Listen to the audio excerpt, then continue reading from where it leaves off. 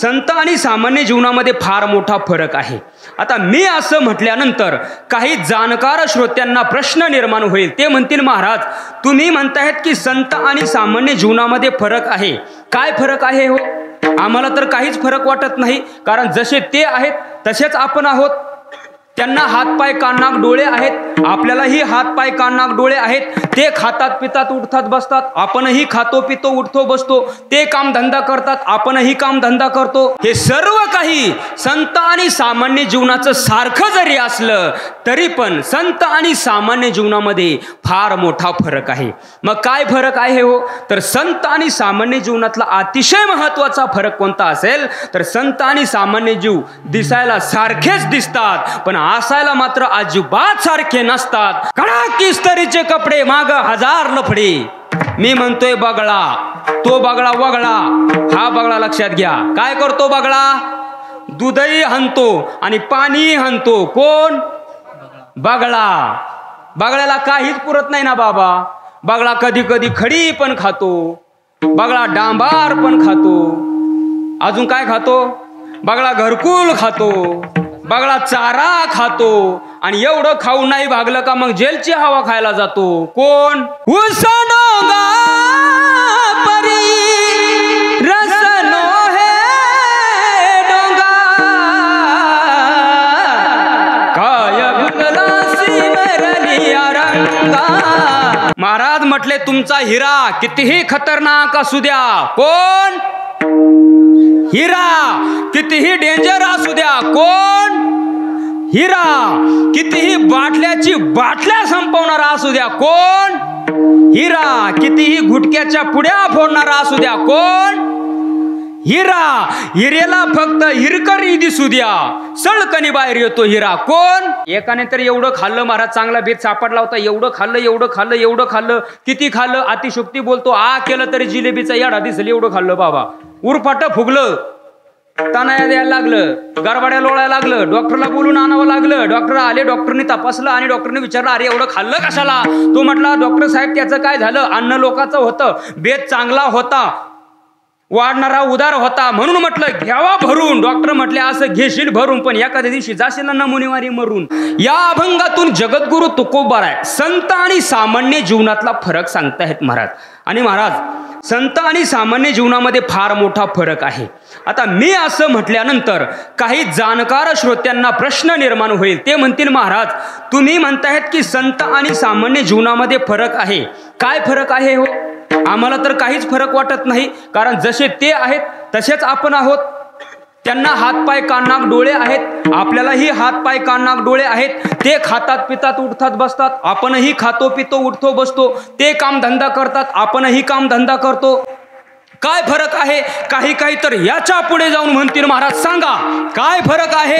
अहो तेही लग्न करतात, आपणही लग्न करतो, त्यांना बायको आपल्याला बायको, आपल्याला पोरं होतात त्यांना पोरं होतात, आपले पोरं लहानचे मोठे त्यांचे पोरं लहानचे मोठे, आपले पोरं शाळेत जातात त्यांचे पोरं शाळेत जातात, आपण पोरांच्या नोकरीला लावतो ते पोरांना नोकरीला लावतात, आपण पोरांचे लग्न करतो ते पोरांचे लग्न करतात, आपल्याला सुना त्यांना सुना, आपल्या पोरांना पोरं त्यांच्या पोरांना पोरं, आपल्याला नातू त्यांना नातू, आपले नातू लहानचे मोठे त्यांचे नातू लहानचे मोठे, आपले नातू शाळेत जातात त्यांचे नातू शाळेत जातात, आपले नातू नोकरी करतात त्यांचे नातू नोकरी करतात, आपण नातांचे लग्न करतो, ते चालू दे तांबडं फुटसतो।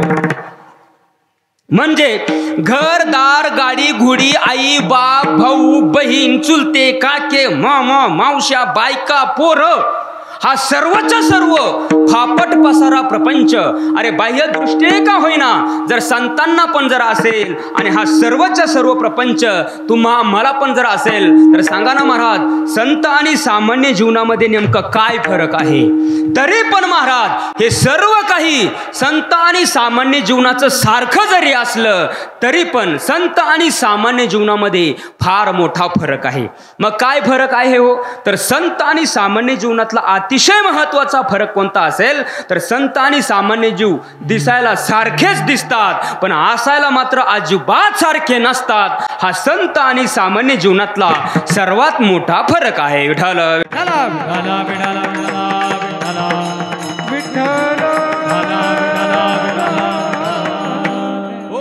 संत आणि सामान्य जीव दिसायला सारखे आहे होतो, पण असायला सारखे आहेत का? अशा जगामध्ये कितीतरी गोष्टी आहे महाराज की त्या दिसायला सारख्याच दिसतात पण हसायला मात्र अजिबात सारख्या नसतात.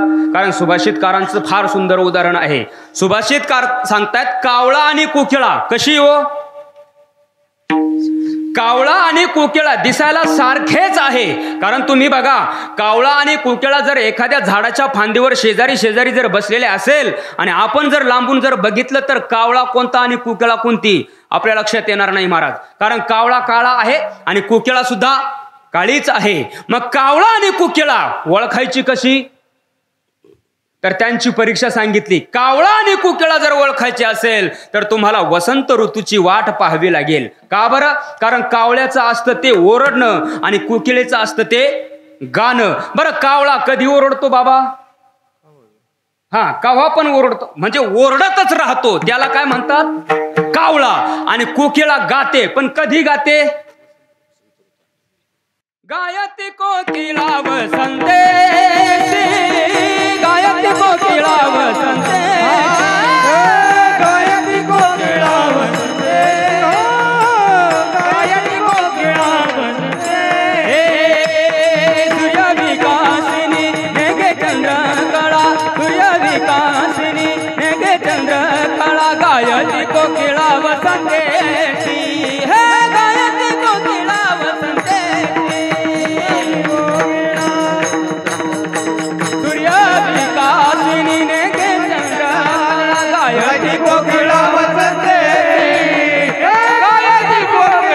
वसंते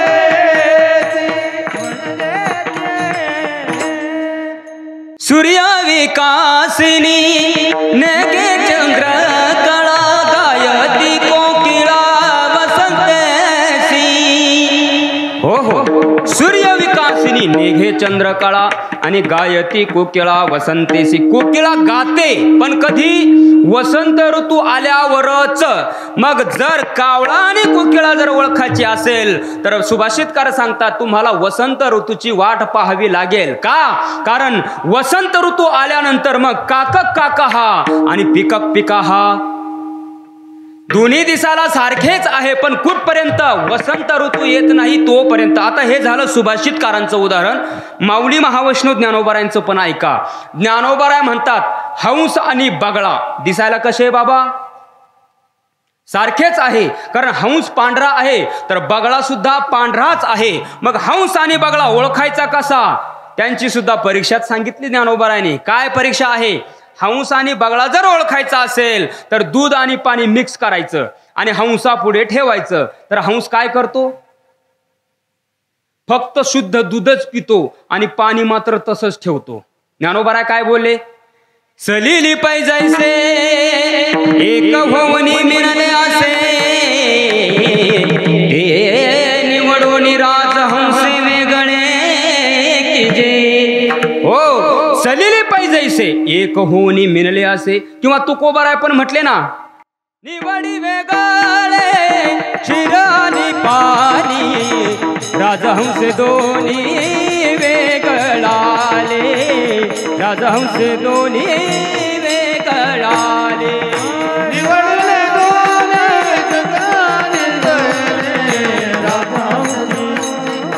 वेगळाले राजहंसे दोन्ही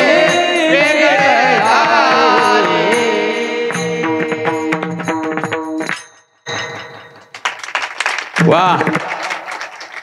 निवडी वेगळे क्षीर आणि पाणी आणि राजहंसे दोन्ही वेगळाले. म्हणजे दुधातून पाणी वेगळं करण्याची ताकद कोणामध्ये आहे हंसामध्ये आहे.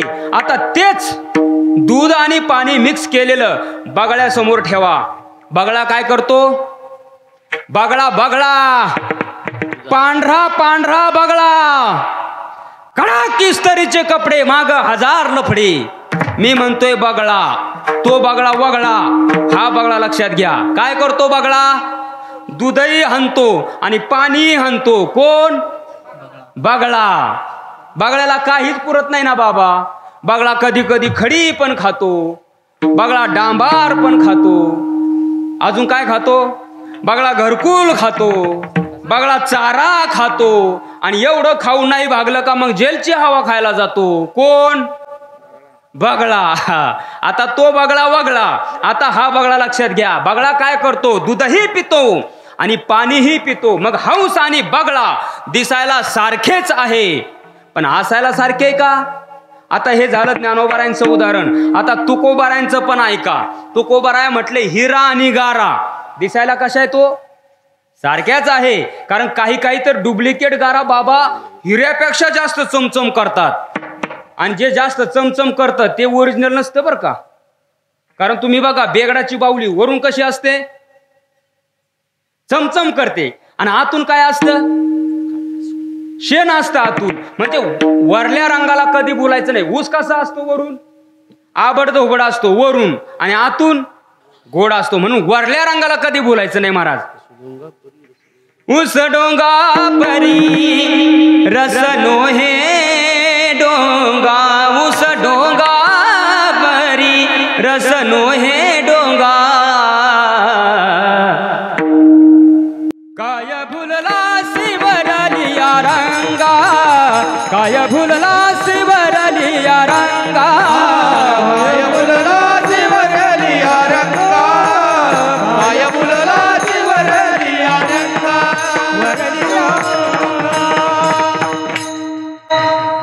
ऊस डोंगा परी रस नोहे डोंगा, काय भुलला शिवरलिया रंगा. अरे ऊस वरून बाहेर आबडधोबड असतो, पण आतमध्ये गोड रस देणारा तो ऊसच असतो. म्हणून वरच्या रंगाला बोलायचं नाही. चला मी हे सांगत होतो, हिरा आणि गारा. काही काही डुप्लिकेट गारा अशा बनवल्यात बाबा की त्या ठिकाणी हिऱ्या शेजारी जर ठेवली तर हिरा कोणता आणि गार कोणती लक्षातच येणार नाही. मग आता लक्षात येणारच नाही का? येणार.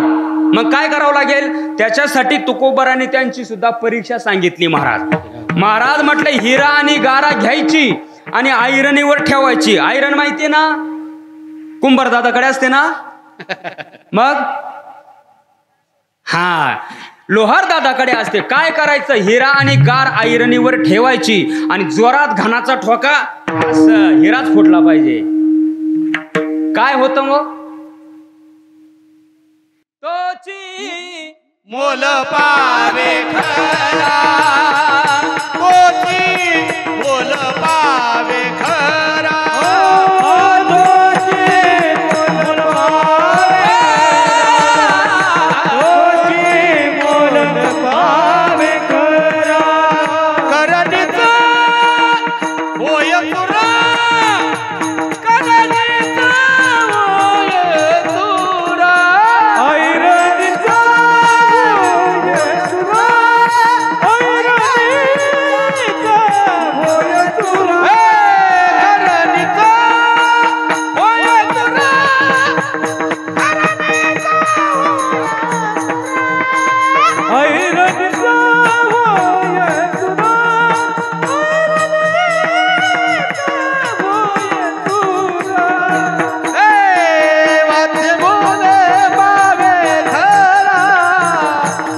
ऐरणीचा होय तुरा, करणीचा होय तुरा, ऐरणीचा होय तुरा.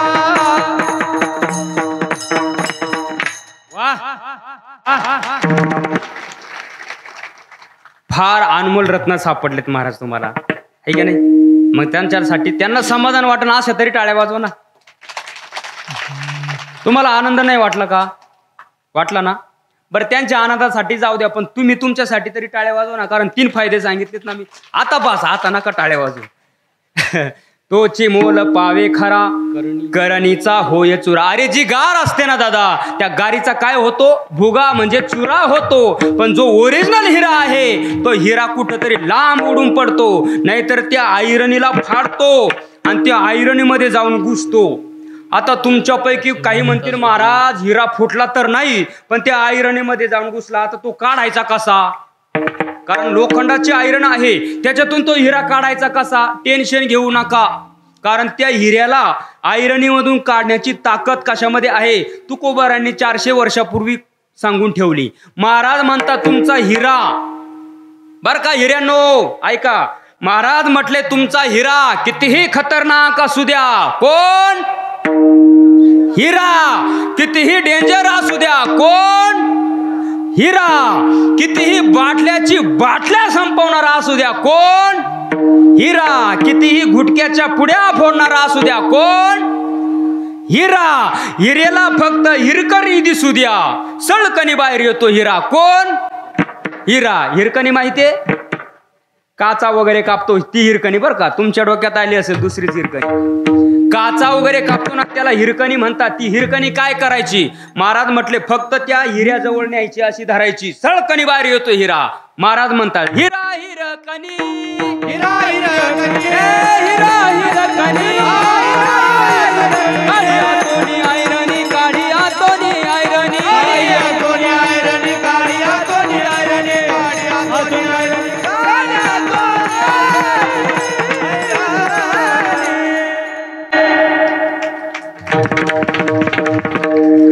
मी काय तुमचा बांध कोरलाय का? हिरा हिरकणी आणि काढी आतोनी आयरणी म्हणजे मला काय सांगायचं आहे? हिरा आणि गारा दिसायला सारख्याच दिसतात, पण कुठपर्यंत हो?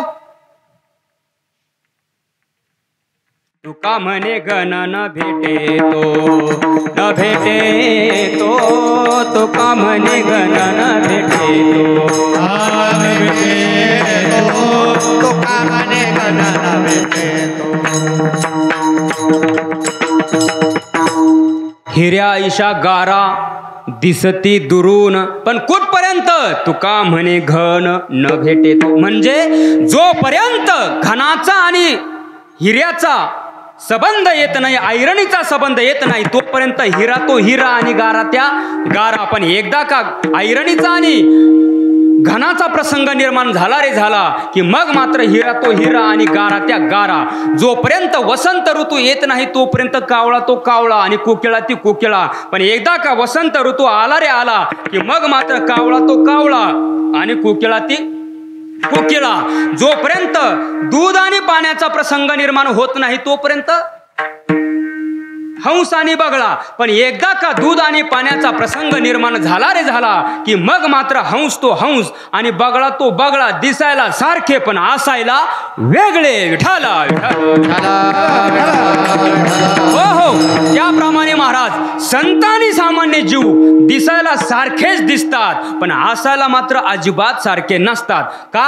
कारण आणि तुम्हाला सांगतो महाराज, आपण संतांकडे पाहत असताना सर्वसामान्यांच्या दृष्टीने कधीच पाहायचं नाही, कारण ते आपल्यासारखेच असतात. हात पाय कान नाक डोळे त्यांना आपल्यासारखेच असतात, पण दिसायला आपल्यासारखे असले तरी पण हसायला मात्र अजिबात संत नव्हती जगा माणसात्या सारिके. समुद्र नदी नवे पैका पाषाण मनोलय लिंगा, संत नवती जगा मानसात्या सारखे. नवे पैका पाषाण मनोलय लिंगा, संत नव्हती जगा माणसात्या सारिके. क्या बात आहे. समुद्र नदी नव्हे पैगा पाषाण म्हणून ये लिंगा, संत नव्हती जगा माणसात्या सारखे. संत आणि सामान्य जीव दिसायला सारखेच पण कुठपर्यंत? जोपर्यंत ज्याप्रमाणे महाराज किंवा तुकोबाराय म्हणतात का म्हणे तैसे संत आणि जन आणि दोहीशी समान पाहू नये. तुका म्हणे तैसे. तैसे म्हणजे कैसे? तर कावळा आणि कोकिळा जैसे संत आणि जन तैसे, हंस आणि बगळा जैसे संत आणि जन तैसे, हिरा आणि गारा जैसे संत आणि जन तैसे, दिसायला सारखे असायला वेगळे. हो हो. कधी कधी काय होते महाराज, संत आणि सामान्य जीव दिसायला किती जरी सारखे दिसत असले ना, पण त्यांच्या ज्या क्रिया आहेत ना त्या क्रिया फार वेगवेगळ्या असतात. भगवान श्रीकृष्ण परमात्म्याने गीतेच्या 5व्या अध्यायामध्ये संत आणि सामान्य जीवाच्या 14 क्रिया सांगितल्यात महाराज. तर त्या 14ची 14 क्रिया संतही करतात आणि या 14ची 14 क्रिया माणसं सुद्धा करतात. मग भगवान परमात्मा 5व्या अध्यायामध्ये सांगतात, नैवम किंचित करोमि ती युक्तो मन्येत तत्वविद पश्यन् शृण्वन् स्पृशन् जिघ्रन् अश्नन् गच्छन् सोपन् श्वसन् प्रलपन् विसृजन् गृह्णन् उन्मिषन् निमिषन्नपि इंद्रियानिंद्रियार्थेषु वर्तन्त इति धारयान्. या श्लोकामध्ये भगवान परमात्म्याने 14 क्रिया सांगितल्यात. कोणत्या कोणत्या? पश्यन् शृण्वन् स्पृशन् जिघ्रन् अश्नन् गच्छन् सोपन् श्वसन् प्रलपन् विसृजन् गृह्णन् उन्मिषन् निमिषन्नपि. किती झाल्या? अय टाकोबाईची वाडी किती झाल्या? बोला किती? बोला बोला, घाबरायचं नाही. हे बघा, कीर्तन कीर्तन म्हणजे काय? वक्ता आणि श्रोता या दोघांचा संवाद, याचं नाव आहे कीर्तन. कीर्तनामध्ये तुम्ही वक्त्याला प्रश्न विचारायचे आणि वक्ता सुद्धा त्याचं उत्तर देणार. मी तुम्हाला प्रश्न विचारत, तुम्ही त्याचं उत्तर द्यायचं, आणि तुम्ही जर प्रश्न विचारता मी सुद्धा उत्तर द्यायचं. पण प्रश्न विचारताना कीर्तनातलाच विचारा, कारण विचारणारे बाबा आपल्याला काही कमी नमुने भेटत नाही. कारण एकाने मला कीर्तनामध्ये प्रश्न विचारला होता, महाराज तुम्ही कीर्तनामध्ये कंबर का बांधतात? म्हणलं धोतर गळू नये म्हणून.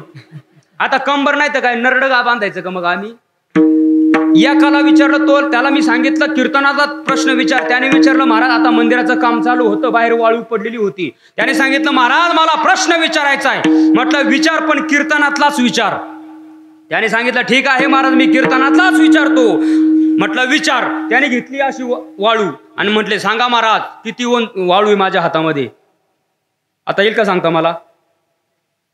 येईल का सांगता महिला वर्ग?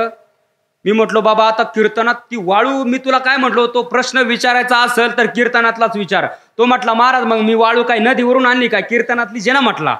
आता माझं डोकं पण काम कर, माझ्या धोत्रात टाक, मी एक मोजून सांगतो. तो म्हटला, महाराज मोजून तर कुणी पण सांगेल, अशी सांगितली पाहिजे न मोजता. म्हटलं नाही बुवा येत मला. मग तो म्हटला, मग त्याला म्हटलं तू सांग ना. तो म्हटला मी सांगतो पण 500 द्यावं लागतील. आता म्हटलं बाबा 500 नाही पण 100 देतो बा, पण सांग. त्याला वाटलं बरं 100 तर 100. त्याला म्हटलं हे गुणणाराचे. त्याने सांगितलं, महाराज काय राव येडे तुम्ही, एवढं सोपं उत्तर सांगताय ना. म्हटलं काय रे सांग ना. म्हटलं तू सांग ना, मग तुला 100 देतो. पहिले हातात ठेवा. द्यावं लागले, पहिले हातात घेतले आणि मग म्हटलं काय राव महाराज एवढं सोपं उत्तर, वंजळ भरतं हाय वाळू. म्हटला आता हे काय मला माहित नव्हतं का? चला माग काय चाललं होतं माझं? कीर्तन. असं मूळ विषय काय होता आपला?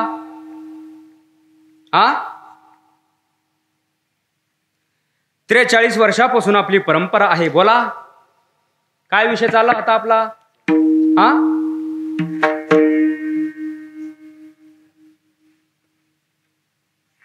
जाऊ द्या फुटू त्या तांबड, मी पण असाच उभा राहतो. बोला काय विषय चालू होता आपला?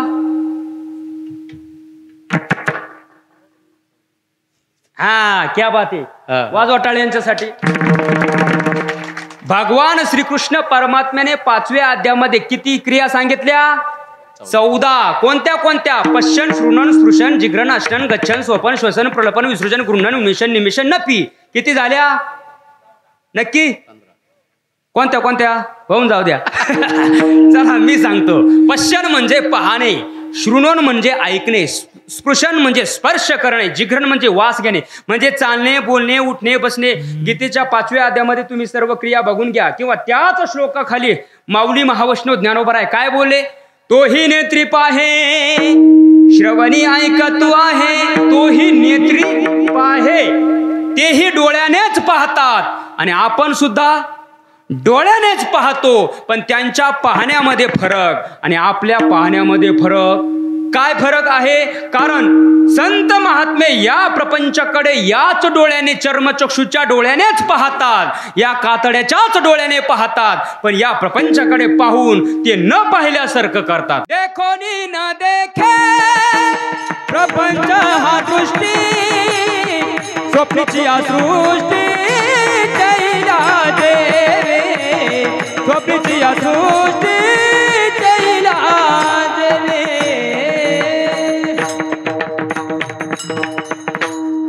देखो नी न देखे प्रपंच हा दृष्टी, स्वप्नीची सृष्टी जैला देवी. हो देखो नी न देखे म्हणजे संत महात्मे या प्रपंचाकडे डोळ्यानेच पाहतात पण पाहून न पाहिल्यासारखं करतात. देखो नी न देखे. आणि आपण डोळे वाटारू वाटारू पाहतो आणि पाहून त्याच्यामध्ये गुंतून पडतो आणि मग शेवटी दुःख उपभोगतो.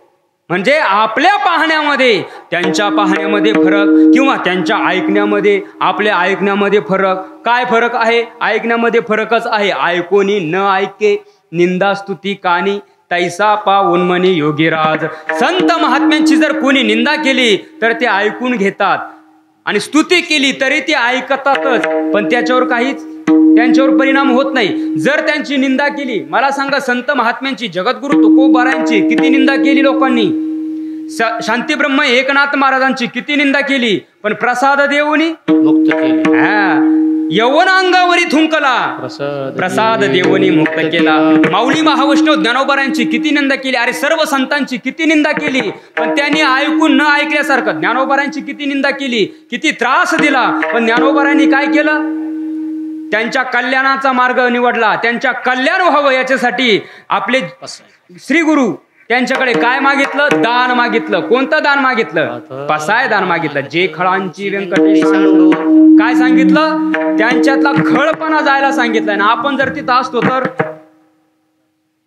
काय केलं असतं, आपण काय मागितलं असतं, याचं वाटोळं झालं पाहिजे हेच मागितलं असतं. पण संतांची निंदा करा तरी पण ते रागावत नाही, आणि स्तुती करा तरी पण ते हुरळून जात नाही. आता आपली जर कोणी निंदा केली तर आपण काय करतो बाबा, लगेच बाई माग सारखं, है का नाही.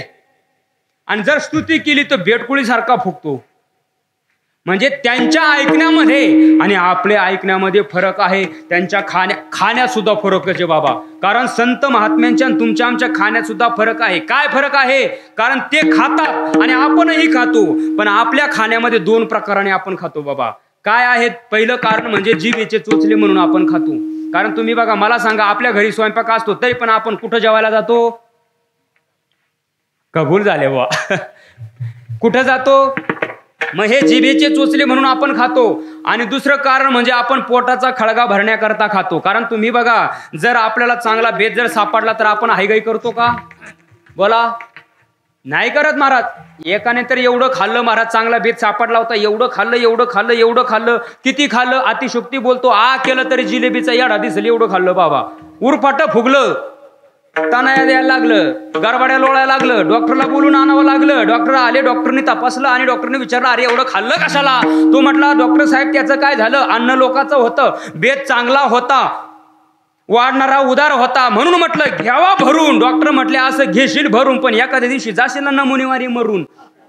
हे भरणं चांगलंय का. म्हणजे आपण आपलं जे खाणं आहे ना ते खाण्यासाठी जगणं आहे, आणि संत खातात ते जगण्यापुरतं खातात. चवे चवे किंवा युक्त आहार विहार, नेम इंद्रियासी सार, किंवा युक्त आहार विहार, आहे का नाही. म्हणजे संत महात्मे त्या ठिकाणी पोटाचा खळगा भरावा म्हणून खात नाही महाराज. कारण जगद्गुरु तुकोबारायांच्या जीवनातला प्रसंग बघा महाराज. ज्या वेळेला तुकोबारायांच्या घरी जिजाऊ आई साहेबांचा भाऊ पाहुणा म्हणून आला, त्यावेळेला जिजाऊ आई साहेबांना फार आनंद झाला महाराज. कारण भाऊ आलाय ना, मग आनंदाच्या भरामध्ये पुरणपोळीचा स्वयंपाक बनवला महाराज. पण आनंदाच्या भरामध्ये स्वयंपाक बनवलेला असल्यामुळे त्या ठिकाणी कशातच मीठ टाकलं नाही, मीठच विसरल्या टाकायच्या. मग भाज्यात मीठ टाकलं नाही, भातात मीठ टाकलं नाही, सारात म्हणजे आमटीमध्ये मीठ टाकलं नाही, कुरडईमध्ये मीठ टाकलं नाही, पोळीमध्ये मीठ टाकलं नाही, गुळवण्यात मीठ टाकलं नाही. गोळवण्यात मीठ टाकतात का, म्हणजे मिठाचाच पत्ता नाही. पदार्थ बनवले, पुरणपोळीचा स्वयंपाक बनवला, पण मिठाचाच पत्ता नाही. आणि बसले महाराज दोघं पण जेवायला बसले, तुकोबाऱ्या आणि त्यांचा मेहुणा शेजारी शेजारी जेवायला बसले. गरम गरम पोळी आणि ते वाढून आणलं सगळं जिजाऊ आईसाहेबांनी आणि त्यांच्या समोर ठेवलं. आता तुकोबारांची अवस्था काय महाराज, आसो आईसा कोठे आठवची नाही आणि देही सवी देही भोगदशा. या नियमाप्रमाणे महाराज जगद्गुरु तुकोबारांनी ये रे जाय रे आलो रे एकामाग एक सगळं सापडा सूप 5 मिनिटामध्ये सगळं खाऊन टाकलं. पण महाराज जिजाऊ आईसाहेबांच्या भावाने ते पोळीचा एक घास खाल्ला आणि दुसरा आमटीचा फुरका मारला बाबा. कुरडे महाराज तिथं त्याला दिवसा ढवळ्या चांदण्या दिसल्या, शेंडीला घाम आला. कारण आळणी आमटी, तर्रीबाज आमटी, आता जिच्यामध्ये मीठ नाही ते नीट लागतं का बाबा. घामाघूम झाला महाराज. त्या ठिकाणी कशी तरी कशी बशी त्या ठिकाणी ती पोळी खाल्ली. तुकोबाराय गेले उठून महाराज आणि ते सुद्धा उठून गेले. जिजाऊ आईसाहेब गरम गरम पोळी घेऊन आला, पाहता तर त्या ठिकाणी दोघांचा पत्ता नाही.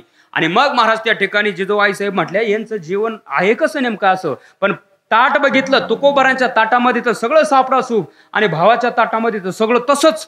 आणि मग महाराज त्या ठिकाणी जिजाऊ आईसाहेब स्वयंपाक झाल्यानंतर जेवायला बसल्या आणि मग बघितलं सगळं आळणीच तशाच उठल्या. दन दन दन दन दन, हळूच हळूच हळूच हळूच, फरची फुटन फरची फुटन. जिजाऊ आईसाहेब पाय आपटीतच त्या ठिकाणी आल्या आणि मोठ्याने ओरडल्या, महाराज. महाराज म्हटले आभाळ नसताना वीज कुठून चमकली बुवा. कारण जिजाऊ आईसाहेब होते महाराज, अधिकार होता त्यांचा. महाराज म्हटले आवले काय झालं ओरडायला एवढ्या मोठ्यानी? आणि मग जिजाऊ आईसाहेबांनी सांगितलं माझा भाऊ जेवला नाही. अगं त्याला भूक नसल, भूक होती, पण तुम्ही जर मीठ मागितलं असतं तर माझा भाऊ जेवला असता. कारण आनंदाच्या भरामध्ये माझ्याकडून मीठ टाकायचं विसरलं, पण त्या ठिकाणी तुम्ही जर मीठ मागितलं असतं तर माझ्या भावाने सुद्धा मीठ घेतलं असतं आणि माझा भाऊ पोटभर जेवला असता. त्यावेळेला जगद्गुरु तुकोबारांचे उद्गार आहे, आवले अगं मीठ मागायला मी तर नीट पाहिजे ना. कारण आमची अवस्था काय आहे, आम्ही काय खातो हे आम्हाला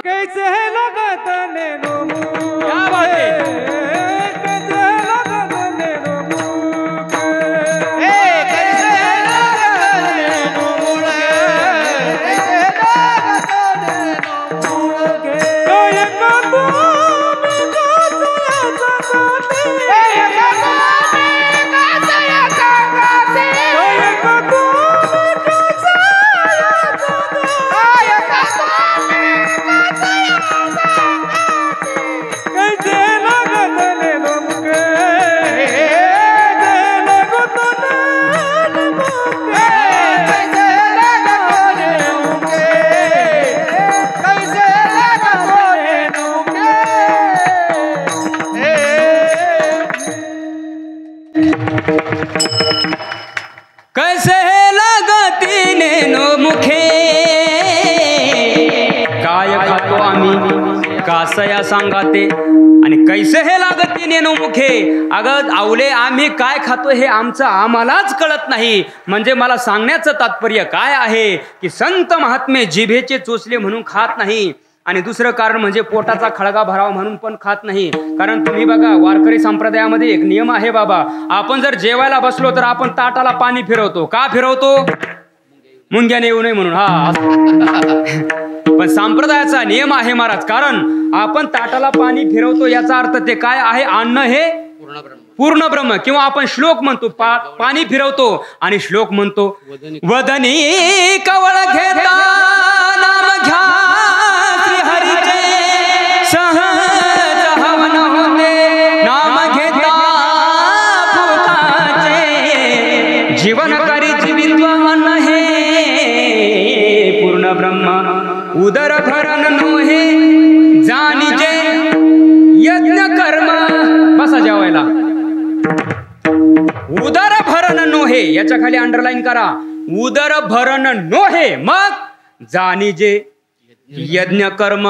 कारण प्रदीप्त झालेल्या जठर अग्नीला त्या ठिकाणी शांत करायचं असेल तर त्या ठिकाणी मला सांगा बाबा, आपण जर यज्ञ केला, होम केला, तर ती समिधा आहुती म्हणून आपण समिधा टाकतो. किती टाकतो? थोडं थोडं टाकतो का कावळ्या टाकतो? नाही. आणि जर टाकलं तर काय होईल बाबा? तो यज्ञकुंड गाडून जाईल. मग आपण हा आपला जठर अग्नी म्हणजे यज्ञकुंड आहे, आणि त्या ठिकाणी आपण त्या ठिकाणी आहुती, ते अन्न हे पूर्ण ब्रह्म आहे ना, म्हणून आहुती म्हणून त्या ठिकाणी काय करावं लागतं, या यज्ञकुंडामध्ये टाकावं लागतं. पण आपण काय करतो? यज्ञकुंड गाडून टाकतो. काय करतो म्हणजे त्यांच्या खाण्यामध्ये, म्हणजे संत महात्मे खातात हे जगण्यापुरतं खातात, आणि आपलं जे खाणं आहे ते खाण्यासाठी जगणं आहे. हा संत आणि सामान्य जीवनातला खाण्यातला सुद्धा फरकच आहे. विठाला महाराज, कधी कधी काय होतं, या दोघांच्या क्रिया सारख्याच असतात, पण त्या क्रियेच्या तळाशी, क्रियेच्या बुडाशी जो भाव आहे ना, तो भाव मात्र अजिबात सारखा नसतो. भावात फरक असतो. आता भावात काय फरक असतो? आता मला सांगा महिला वर्ग, आपल्या प्रत्येकाच्या घरी मांजर आहे की नाही? कोणाच्या घरी मांजर नाही त्यांनी बोट वरती करा. प्रश्न कळाला ना? पण मांजर आहे त्यांनी हात वरती करा. आता माझं हेही नाही आणि काहीच नाही. मांजर आहे ना तुमच्या घरी? हा, ठीक आहे. बरं, ज्यांच्या घरी मांजर आहे त्यांनी टाळी वाजवा. हा, आता मांजर म्हणजे का काय एवढा मोठा प्रश्न आहे का? गण का ते काय गाथ्यातलंय का? जनरली प्रश्न आहे ना. मला सांगा महिला वर्ग, कारण तुम्ही बघा, मांजर व्याल्यानंतर कमीत कमी 4-5 पिलं होतात बाबा. मला सांगा, ती मांजर व्याल्यानंतर त्या पिलांना एका जागेवर ठेवते का? काय करते मग? हा, फिरवते. घरातले घरातच, पण दिवसातून कमीत कमी 4-5 ठिकाणी ती मांजर त्या पिलांची जागा बदलत असते. मावशी, ती मांजर पिलांची जागा का बदलते? हा नाही ना माहिती, सांगू का मग? तुम्ही म्हणाला मग सांगण्यासाठीच आणलंय ना तुला, मग सांगतो. ऐका, मांजर पिलांची जागा सारखी बदलत असते. कशासाठी बदलते? कारण तिला माहित आहे या पिलांच्या पप्पाचा स्वभाव. मग पिलांचा पप्पा कोण? पिलांचा पप्पा म्हणजे हबप बोका, हा पिलांचा पप्पा. काय करतो पप्पा? काय करतो बोका? पिल्लं खातो. महाराज हे दोघं जण सांगितले महाराजांनी की स्वतःच्या पोटच्या पिलांना खातात. कोण? बोका आणि सर्पिन. महाराज सांगतात, माय बाप जरी सर्पिनी की बोका आणि त्यांच्या संगे सुखा न पवे बाळ. अरे सर्पिन स्वतःच्या पिलांना खाते आणि बोका सुद्धा स्वतःच्याच पिलांना खातो. मग त्या बोक्याने पिलांना खाऊ नये याच्यासाठी मांजर काय करते? त्याची दिशाभूल करण्याकरता इकडून तिकडं तिकडून इकडं सगळ्या घरामध्ये त्या पिलांची जागा बदलते. बरं मला सांगा महिला वर्ग, ती मांजर त्या पिलांना जागा बदलत असताना त्या पिलांना कशाने पकडते? तोंडाने, म्हणजेच दाताने. कोणत्या दाताने पकडते? आता तुम्ही म्हणाल दात तेवढेच असतात ना, दुसरे कुठे दाते? पण ज्या दाताने पकडते त्याच दाताने उंदराला सुद्धा पकडते. आता बघा, उंदराला सुद्धा त्याच दाताने पकडते आणि पिलाला सुद्धा त्याच दाताने पकडते. पण उंदराला जर पकडलं तर उंदराचं काहीच शिल्लक ठेवत नाही आणि पिलाला जर पकडलं तर पिलाला दात सुद्धा लागू देत नाही. मग आता मला सांगा, पकडण्याची क्रिया सारखीची का नाही? बोला टाकोबाईची वाडी, सारखीचे का नाही? सारखीच आहे. म्हणजे क्रिया पकडण्याची सारखीच आहे. पिलाला तरी दातानेच पकडते आणि उंदराला सुद्धा दातानेच पकडते. पकडण्याची क्रिया सारखीच आहे, पण अंतकरणातला भाव मात्र सारखा आहे का? अंतकरणातल्या भावामध्ये फार मोठा फरक आहे. कारण पिलाला पकडताना तिच्या अंतकरणामध्ये मातृत्व भाव आहे आणि उंदराला पकडताना तिच्या अंतकरणामध्ये क्रूर भाव आहे. हा भावातला फरक आहे. विठाला विठाला विठाला विठाला विठाला. हो हो. किंवा ज्ञानोबा बोलले, ज्ञानोबा म्हणतात श्री एकच आहे. प्रसंगी आपल्या मुलालाही आलिंगन देते आणि प्रसंगी आपल्या पतीलाही आलिंगन देते. आलिंगन देण्याची क्रिया दोघांच्या ठिकाणी सारखीच आहे, पण अंतकरणातला भाव सारखा आहे का? भावात फरक आहे. काय फरक आहे? कारण पतीला आलिंगन देताना ती स्त्री काय आहे? सकाम आहे. तर पुत्राला आलिंगन देताना ती स्त्री निष्काम आहे. कारण पतीला आलिंगन देताना तिच्या अंतकरणामध्ये काम भाव आहे आणि पुत्राला आलिंगन देताना तिच्या अंतकरणामध्ये काय आहे? वात्सल्य भाव आहे. ज्ञानोबा काय बोलले? पती पुत्रा ते आलिंगी एकची ते तरुणांगी परी पुत्र भावाच्या अंगी न रिघे कामू. हो, म्हणजे आलिंगन देण्याची क्रिया सारखीच आहे, पण भावामध्ये फरक आहे ना. किंवा तुकोबारांचं पण ऐका. तुकोबारा म्हणतात एकाची आई वारली म्हणून तो मोठमोठ्याने हंबरडा फोडून रडत होता. कारण त्याला आठवत होतं लहानपणीच वडील वारले होते. आईने त्या ठिकाणी रक्ताचं पाणी हाडाचं काढे करून त्या ठिकाणी रात्रीचा दिवस करून आपलं सगळं आयुष्य त्या ठिकाणी उज्ज्वल भविष्य केलं होतं. पाठीवरती घेऊन त्या ठिकाणी रात्रंदिवस काबड कष्ट केले. दुसऱ्यांच्या बांधावरती काम केलं, लहानची मोठा केला, शिक्षणाने समृद्ध केला, नोकरीला लावला, लग्न करून दिलं, घर बांधून दिलं, गाडी घोडी घेऊन दिली, सगळं काही व्यवस्थित करून दिलं. आणि आई वारली म्हणून तो हंबरडा फोडून मोठ्याने म्हणत होता, आई तुम्हाला सोडून कशी काय गेली? आणि त्याची बायको रडत होती आणि म्हणत होती, आई तू बरी गेली. हा म्हणत होता, रडत होता आणि म्हणत होता, आई तू कशी गेली? आणि त्याची बायको रडत होती आणि मनात म्हणत होती, आई तू बरी गेली. आता रडण्याची क्रिया कशी? दोघांची सारखीच आहे, पण अंतकरणातला भाव सारखा आहे का? सासूसाठी रडे सूर भावांतरिता भिन्न, भावांतरिता भिन्न, भावांतरिता भिन्न.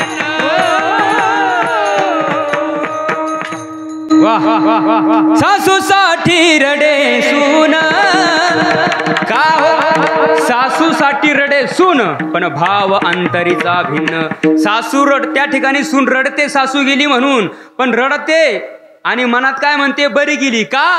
कारण ती सासू होती म्हणून ती काय होती? सून होती. आता सासूच गेली, आता हीच कोण झाली? सासू झाली. कारण सासूच्या जाण्यामध्ये सुनेचं काय असतं? प्रमोशन असतं.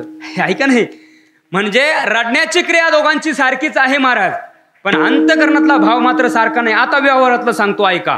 आता आपल्यापैकी एखादा मुलगा जर अमेरिकेला गेलेला असेल नोकरीला, तर तो 4-2 वर्षांनी घरी जर आला, तर घरी आल्यानंतर त्याची आई काय करते? त्याची आरती ओवाळते, त्याची दृष्ट काढते आणि केवढाही मोठा मुलगा असला तर त्याचे मुके घेते महाराज आणि तोंडावर मायेचा हात फिरवते. आणि तोच मुलगा दाढी करायला न्हावी बाबाच्या खुर्चीमध्ये बसल्यानंतर तो न्हावी बाबा सुद्धा दाढी केल्यानंतर तोंडावरून हात फिरवतो ना? तुमच्या फिरवला का कधी? दर 8 दिवसाला फिरवतो म्हणा. मला सांगा, आई सुद्धा तोंडावरून, न्हावी बाबा सुद्धा तोंडावरून हातच फिरवतो. हात फिरवण्याची क्रिया सारखी आहे का नाही? पण भावात फरक आहे ना. काय फरक आहे भावात? कारण आईच्या हात फिरवण्याचा मातृत्व भाव आहे, वात्सल्य भाव आहे आणि न्हावी बाबाच्या हात फिरवण्याचा 50 रुपये भाव आहे. हे भाव अंतरीचा भिन्न हे वाक्य इथं वापरा. म्हणजे भावामध्ये फरक असतो महाराज. आता तुम्ही म्हणाल महाराज तुम्ही नुसता भावामध्ये फरकच सांगत राहिलात. आता याचा नेमका फरक तरी नेमका काय आहे तो तर सांगा, पटकन सांगा, झटकन मोकळे व्हा ना. तर महाराज, संत आणि सामान्य जीवनामध्ये क्रिया सारखीच असते, पण अंतकरणातला भाव, आता भाव जर सांगत बसलं तर किती वेळ निघून गेला तरी पण त्यांच्यातला फरक आपल्याला कळणार नाही. पण आता शेवटचा एकच फरक सांगतो. संत आणि सामान्य जीवनामधला एक फरक शेवटचा असा आहे की संत सामान्य जीवनामध्ये फरक असा आहे की संतांच्या जीवनामध्ये या मृत्यूलोकातच नाही तर संपूर्ण त्रैलोक्यामध्ये कुठल्याच प्रकारचं भय नाही. आणि याच मृत्यूलोकामध्ये तुमच्या आमच्या प्रत्येक जीवाच्या पाठीमागे सगळ्यात मोठं भय कोणतं आहे? काळाचं भय नाही असा एकही जीव या मृत्यूलोकामध्ये जन्माला आलेला नाही. प्रत्येक जीवाच्या पाठीमागे काळाचं भय आहे आणि याच मृत्यूलोकामध्ये संत जीवन एकमेव त्या ठिकाणी निर्भय जीवन आहे. का? दैवी संपत्तीच्या 26 गुणांचा अंगीकार म्हणजे साधू जीवन आहे, संत जीवन आहे. कारण तुम्ही बघा, भगवान परमात्म्याने दैवी संपत्तीच्या 26 गुणांपैकी अतिशय महत्वाचा पहिलाच गुण सांगितला गीतेमध्ये. अभयम सत्व संशुद्धीर ज्ञान योग व्यवस्थिती. अभयम कोणता गुण सांगितला? 26 गुणांपैकी पहिला गुण सांगितला गीतेमध्ये अभयम म्हणजे संत जीवन. त्या ठिकाणी काय आहे? 26 गुणांचा अंगीकार म्हणजे संत जीवन आहे. मग त्या पहिलाच गुण अभय सांगितलेला आहे. म्हणून जगद्गुरु तुकोबाराय म्हणतायत की या मृत्यूलोकामध्ये प्रत्येक जीवाच्या पाठीमागे काळाचं भय आहे, पण याच मृत्यूलोकामध्ये संत जीवन एकमेव निर्भय जीवन आहे. म्हणून तर जगद्गुरु तुकोबाराय म्हणतात की या मृत्यूलोकामध्ये आम्ही त्या हरीचे दास झालेलो आहे. म्हणून आम्हाला या मृत्यूलोकामध्येच नाही तर संपूर्ण त्रैलोक्यामध्ये कुठल्याच प्रकारचं भय राहिलेलं नाही. अभंग हमारी दादा